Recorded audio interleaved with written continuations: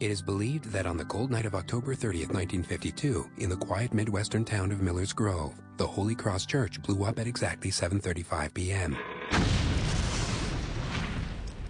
The explosion forced 15 of the town's citizens to deeply reflect upon the heretofore inconsequential details of their lives, for all had narrowly cheated death by arriving late for choir practice. Reverend Smithy had gone to light the furnace in the church that afternoon so that the choir members wouldn't be cold upon their arrival that night for practice.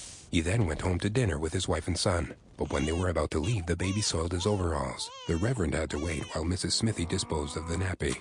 Meanwhile, the twin girls on Maple Street were ready for practice, but their car would not start.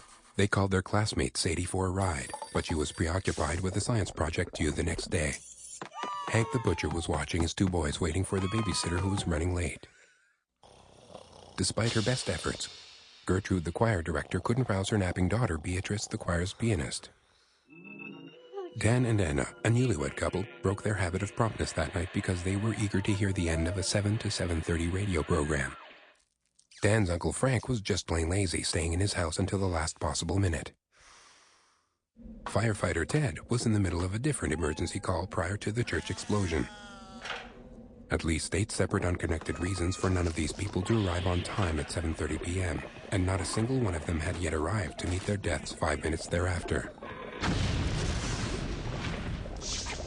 The odds of this fortuitous chain of events work out to be a 1 in a million chance. But the choir members spoke nothing of odds. They believed their lives were spared by divine intervention.